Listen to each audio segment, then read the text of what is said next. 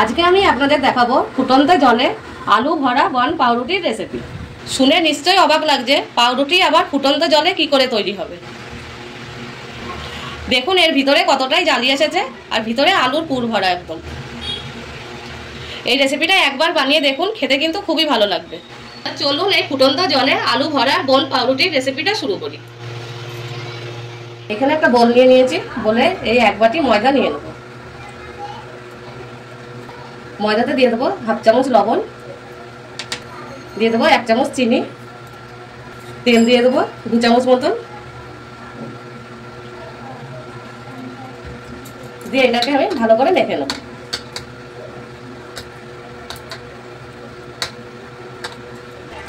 এটা কিন্তু আমি কোনো রকমের ময়ান দেবো না, শুধু মিশিয়ে নিলাম ভালো করে। এবার দিয়ে দেবো 1 চামচ মতো ইস্ট, দিয়ে এটাও ভালো করে মিশিয়ে নেব। মিশানো হয়ে গেছে। এবার গরম জলটা এরকম রাখতে হবে যাতে হাত আঙ্গুলটা ডুবিয়ে রাখা যায়, দিয়ে এই জল দিয়ে এটাকে মেখে নেব। অল্প অল্প জল দিয়ে মেখে নেব।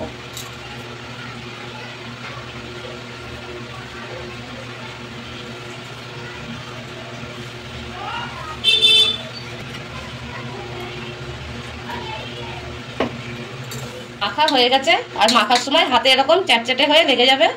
এবার ওপর দিয়ে অল্প তেল দিয়ে দেবো,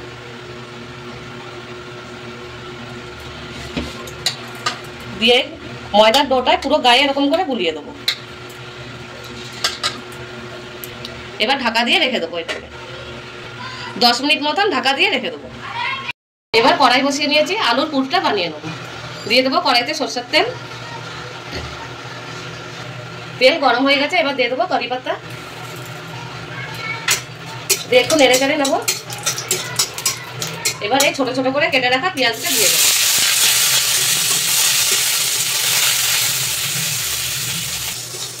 এই পেঁয়াজের সাথে দিয়ে দেবো কাঁচা লঙ্কা, এখানে একটাই কাঁচা লঙ্কা দিয়েছি আমি।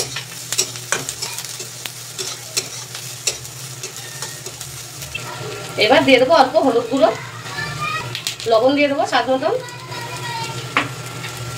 দিয়ে এটাকে আমি মিশিয়ে দেবো।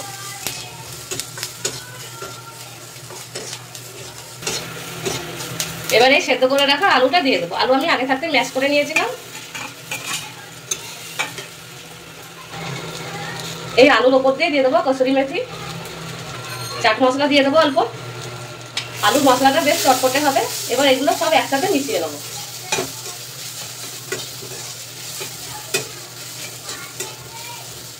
আলুর মশলাটা তৈরি হয়ে গেছে, এবার গ্যাসটা অফ করে নামিয়ে নেব। এবার এই ময়দার ডোটা আরো একবার আমি মেখে নেব।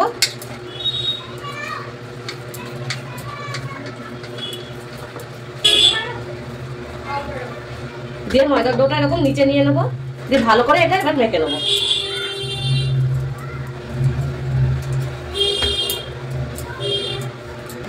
মাখা হয়ে গেছে, এবার এটাকে আমি 3 টুকরো করে নেবো।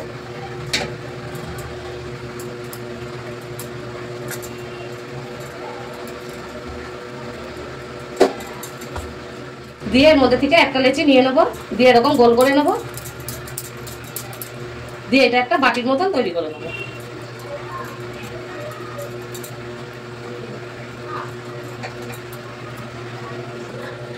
দিয়ে এই যে আলুর পুরোটা আমি করে রেখেছিলাম, এটাও আমি গোল করে এর মধ্যে দিয়ে দেবো।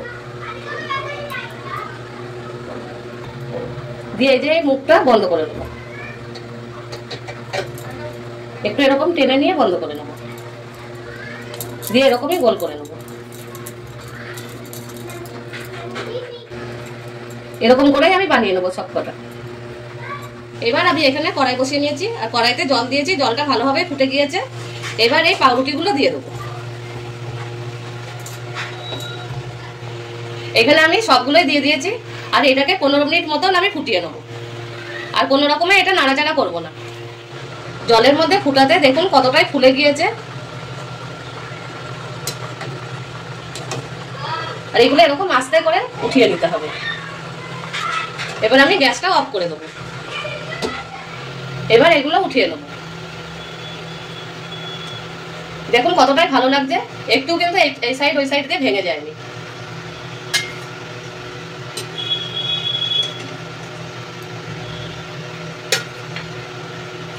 এগুলো নামিয়ে নিয়েছি আর এরকম শুধুই খাওয়া যাবে। এবার এর যাতে আরও একটু টেস্টটা ভালো হয় তার জন্য এটা আমি আরও একবার ভেজে নেব। গ্যাসে বসিয়ে নিয়েছি প্যান, এবার তেল দিয়ে দেবো অল্প।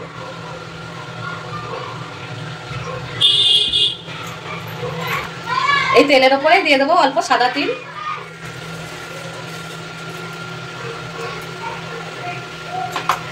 দিয়ে এটাকে ছড়িয়ে নেবো চারিদিকে।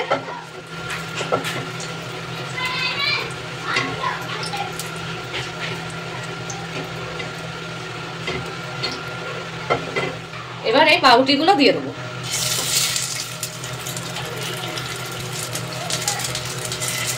তিলটা দিলাম যে পিছন দিকে লেগে যাবে, দেখতেও ভালো লাগবে আর খেতেও ভালো লাগবে।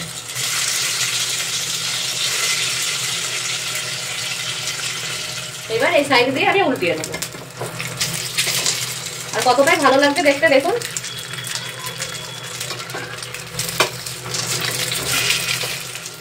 এই বনটা একটা খেলে পেটটা অনেকক্ষণ ভরা থাকবে। আর এগুলো বাচ্চাদের স্কুলের টিফিনেও বানিয়ে দিতে পারেন। আলু ভরা বনগুলো পুরোই তৈরি হয়ে গেছে, এবার আমি নামিয়ে নেবো। এখানে আমি প্লেটে নামিয়ে নিয়েছি আর কতটাই ভালো লাগছে দেখতে দেখুন।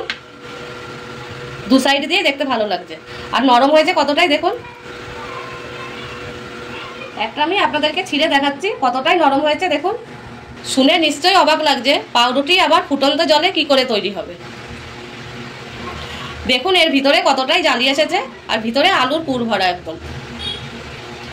এই রেসিপিটা একবার বানিয়ে দেখুন, খেতে কিন্তু খুবই ভালো লাগবে। এরকমই নতুন নতুন রেসিপি পাওয়ার জন্য আমার চ্যানেলটা সাবস্ক্রাইব করে দিয়ে আমার পাশে থাকবেন।